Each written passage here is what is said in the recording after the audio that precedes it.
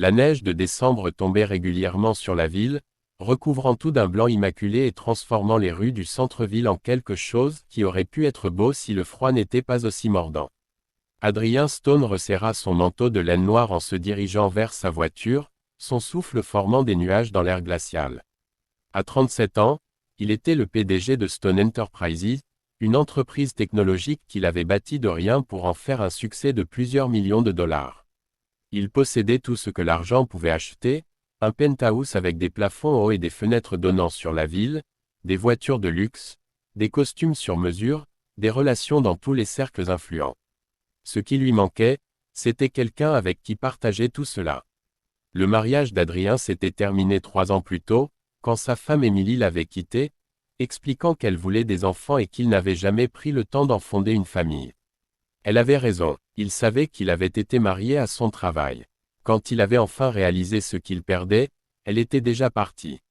Désormais, il passait ses soirées seul, ses week-ends au bureau, comblant le vide avec des réunions, des tableurs et des fusions-acquisitions. Il pensait au rapport trimestriel qu'il attendait sur son bureau quand il la remarqua pour la première fois. Une petite silhouette assise dans un fauteuil roulant à l'arrêt de bus, complètement seule. Elle ne devait pas avoir plus de 4 ou 5 ans, avec des cheveux blonds noués en couette et vêtue d'une robe rouge foncée bien trop légère pour ce temps. Ses jambes étaient maintenues par des attelles, et ses petites mains agrippaient les accoudoirs du fauteuil tandis qu'elle regardait autour d'elle avec des yeux de plus en plus inquiets. Adrien ralentit le pas, scrutant les environs à la recherche d'un adulte. L'arrêt de bus se trouvait devant une rangée de boutiques, la plupart déjà fermées pour la soirée. Quelques personnes passaient en hâte, tête baissée contre la neige, mais personne ne semblait appartenir à la petite fille. Aucun parent ne se précipitait vers elle. Aucun accompagnateur ne veillait de loin. Les lèvres de l'enfant viraient au bleu. Adrien s'arrêta net, ses instincts de dirigeant luttant contre quelque chose de plus profond, quelque chose qu'il croyait avoir perdu depuis des années.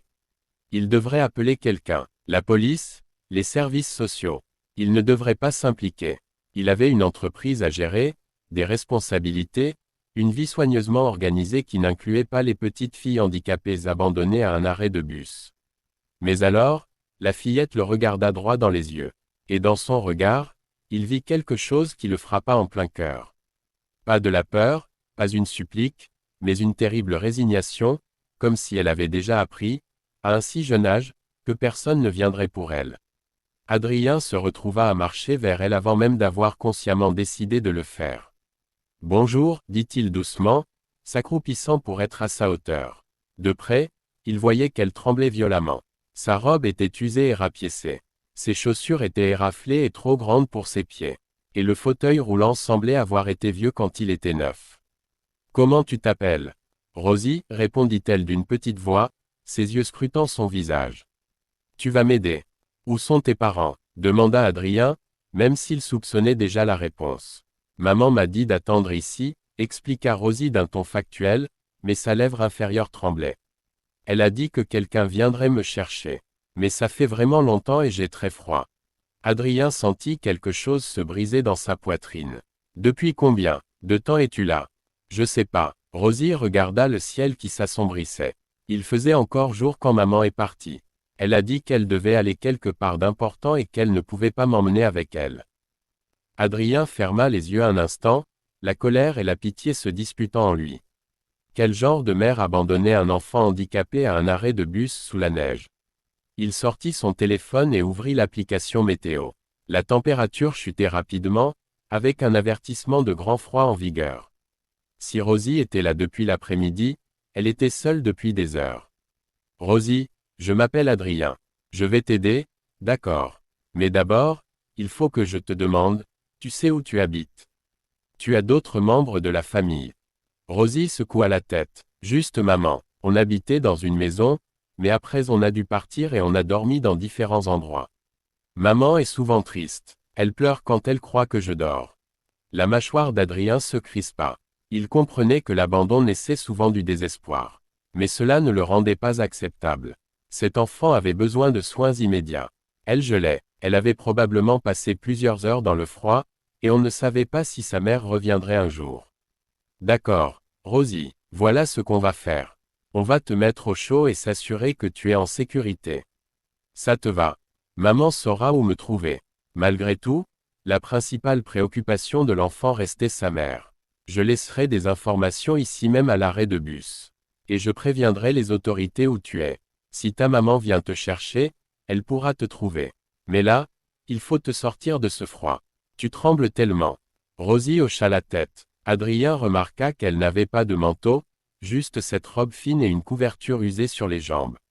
Sa voiture était garée à 2 pâtés de maison. Il envisagea un instant d'appeler pour qu'on la lui amène, puis il regarda les lèvres bleues de Rosie et prit sa décision.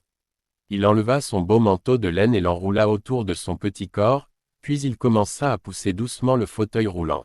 « On va où » demanda Rosie, sa voix étouffée par le manteau bien trop grand pour elle. « Là, on va à ma voiture pour te réchauffer. Ensuite, on ira à l'hôpital pour vérifier que tu vas bien. Après, on verra. » À l'hôpital, Adrien resta avec Rosie pendant que les médecins l'examinaient.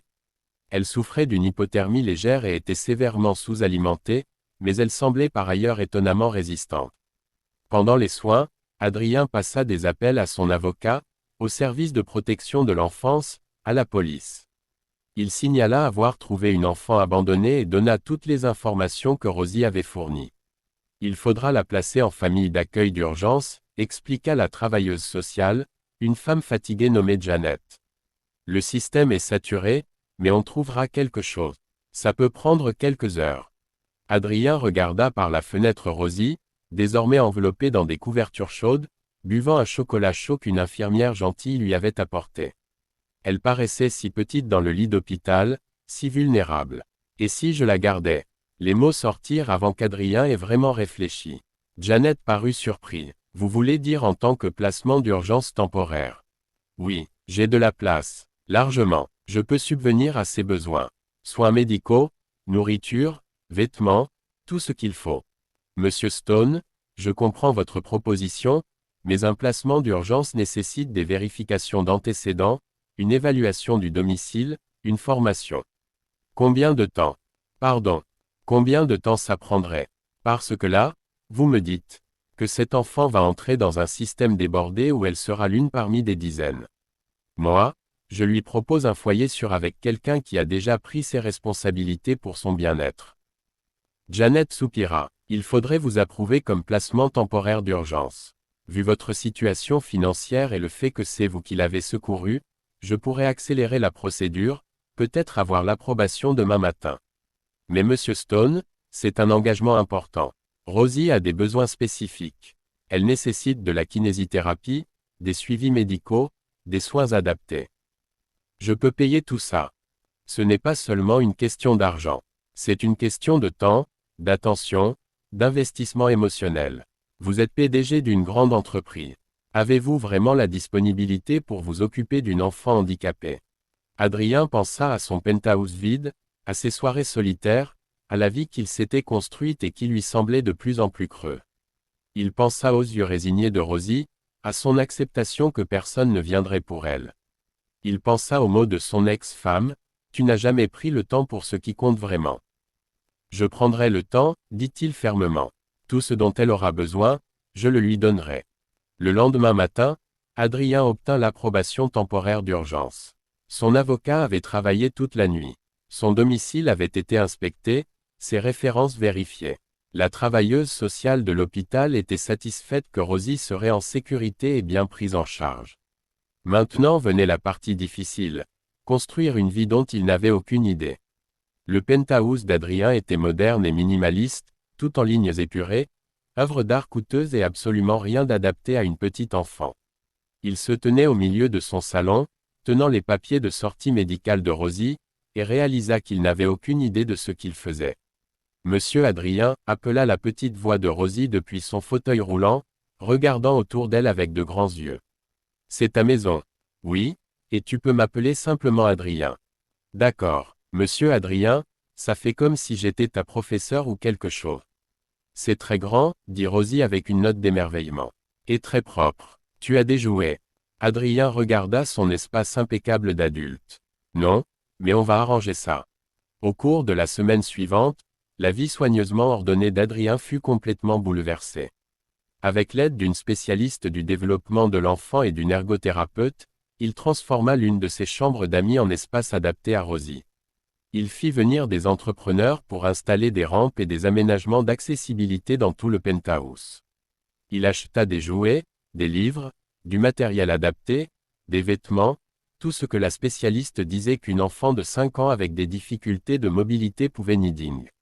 Mais au-delà des changements physiques, Adrien se surprit à changer de façon qu'il n'avait pas anticipée. Il apprit à se lever à 6 heures du matin pour aider Rosie avec sa routine matinale, l'habiller, s'assurer qu'elle prenait ses médicaments, préparer un petit déjeuner qu'elle mangerait vraiment. Il apprit à lire des histoires du soir avec des voix de personnages, à faire des tresses, mal au début, puis de mieux en mieux, à comprendre quels exercices de kiné faisaient mal et lesquels étaient simplement bizarres. Il découvrit que Rosie adorait dessiner, qu'elle pouvait passer des heures avec des feutres et des crayons de couleur à créer des histoires élaborées autour de ses dessins. Il apprit qu'elle faisait des cauchemars où elle avait froid et se sentait seule, et qu'elle avait besoin de la veilleuse allumée et de ça. Promesse qu'il ne partirait pas. Plus importante encore, il comprit ce que son ex-femme avait essayé de lui dire, que le succès ne signifiait rien sans quelqu'un avec qui le partager. Que l'argent ne pouvait acheter la sensation d'une petite main confiante dans la vôtre. Que toutes les réunions du monde ne valaient pas de rater le moment où un enfant riait avec une joie pure et sans complication. Un soir, environ 3 semaines après l'avoir trouvé, Rosie demanda pendant le dîner, un rituel devenu sacré, Adrien quittant désormais le bureau à 17 heures tous les jours. Adrien. Oui, ma chérie. Tu vas me renvoyer quand ils retrouveront maman ou quand ils trouveront quelqu'un d'autre pour moi. Le cœur d'Adrien se serra. Il posa sa fourchette et regarda cette petite fille courageuse qui avait tant traversé. Rosie, il faut que je te dise quelque chose. La police cherche toujours ta maman, mais ça fait 3 semaines sans nouvelles. On dirait que, peut-être qu'elle n'est pas en mesure de s'occuper de toi pour le moment. Les yeux de Rosie s'emplirent de larmes. À cause de moi, parce que je marche pas bien et que j'ai besoin d'aide. Non, Adrien rapprocha sa chaise, prenant ses petites mains dans les siennes. Jamais à cause de toi. Tu es parfaite telle que tu es. Parfois, les adultes ont des problèmes qui n'ont rien à voir avec leurs enfants. Ce n'est pas ta faute, et ça ne l'a jamais été. Mais je vais aller où? Adrien prit une profonde inspiration. Il y pensait sans cesse. Il avait consulté son avocat, les services sociaux, tous ceux qui pouvaient avoir un avis. La réponse, il l'avait réalisée, avait été évidente dès le début. Et si tu restais ici avec moi? Pas juste pour l'instant, mais pour toujours. Je pourrais devenir ton papa d'accueil officiellement. Et peut-être un jour, si tu le veux, je pourrais t'adopter. Tu serais ma fille, et ce serait vraiment ta maison. Rosie le fixa, les yeux écarquillés. Vraiment, tu voudrais ça? Je voudrais ça plus que tout, répondit Adrien, et il sut que c'était la chose la plus vraie qu'il avait dite depuis des années. Ces dernières semaines avec toi ici ont été les meilleures de ma vie. Tu m'as appris ce qui compte vraiment. Tu as fait de cet endroit un foyer, pas juste une adresse. Alors oui, Rosie, je veux vraiment que tu restes. Rosie se jeta de son fauteuil dans ses bras, manquant de le renverser. Oui, oui, s'il te plaît. Je veux rester avec toi. Adrien la serra fort, ce cadeau inattendu qui était entré dans sa vie par une soirée enneigée de décembre. Le processus d'adoption formelle dura 8 mois. La mère de Rosie fut finalement localisée. Elle s'était fait interner dans un établissement psychiatrique, submergée par la pauvreté et ses propres luttes mentales. Lors d'une rencontre avec Adrien et son avocat présent, elle signa en pleurant la renonciation à ses droits parentaux, disant qu'elle voulait que Rosie ait la vie qu'elle n'avait pas pu lui offrir. Durant ces mois, Adrien transforma bien plus que son penthouse. Il réorganisa toute la direction de son entreprise, déléguant des responsabilités pour maintenir un équilibre vie professionnelle-vie personnelle. Il créa une fondation dédiée à aider les familles d'enfants handicapés à accéder à des ressources et du soutien. Il s'impliqua dans la communauté des parents confrontés au handicap de l'enfance. Il devint simplement le papa de Rosie. Le jour où l'adoption fut officialisée, Adrien se tenait au tribunal, tenant la main de Rosie, désormais officiellement sa fille dans tous les sens légaux. Son avocat était à leur côté, ainsi que Janet, la travailleuse sociale qui avait été sceptique le premier soir et qui souriait maintenant avec une joie sincère. Félicitations, Monsieur Stone, dit le juge chaleureusement, ou devrais-je dire, félicitations, papa.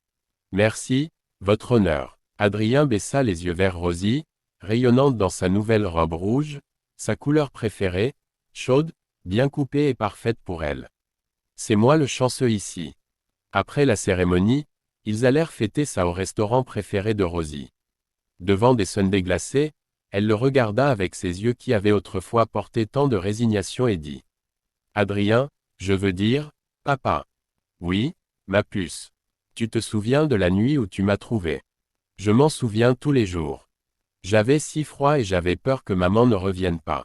Mais toi, tu es venu, tu étais si gentil et tu avais les mains chaudes. Elle marqua une pause, choisissant soigneusement ses mots. Je crois que tu m'as sauvé. Adrien sentit sa gorge se serrer d'émotion. Je crois que c'est toi qui m'as sauvé, Rosie. J'étais perdu avant de te trouver. Je ne le savais juste pas. Comment tu pouvais être perdu? Tu avais cette grande maison, ce travail important et tout. Avoir tout n'est pas la même chose qu'avoir quelque chose qui compte vraiment. J'avais du succès, mais pas de but. J'avais des réalisations, mais pas d'amour. Tu m'as appris la différence. Rosie sourit, ce beau sourire qui illuminait tout son visage. Alors, on s'est sauvés mutuellement. Oui, absolument. 5 ans plus tard, Adrien se tenait dans le public du concert de Noël de l'école primaire de Rosie, regardant sa fille de 10 ans chanter sur scène. Elle utilisait toujours son fauteuil roulant, même si une kinésithérapie intensive avait beaucoup amélioré sa mobilité. Elle avait encore des défis que les autres enfants n'avaient pas, mais elle était confiante, joyeuse, entourée d'amis qui l'aimaient pour ce qu'elle était vraiment. Après le concert, Rosie roula jusqu'à lui, le visage rougi par l'excitation. Tu m'as vu, papa. J'ai bien chanté. Tu étais parfaite, répondit Adrien en la serrant dans ses bras.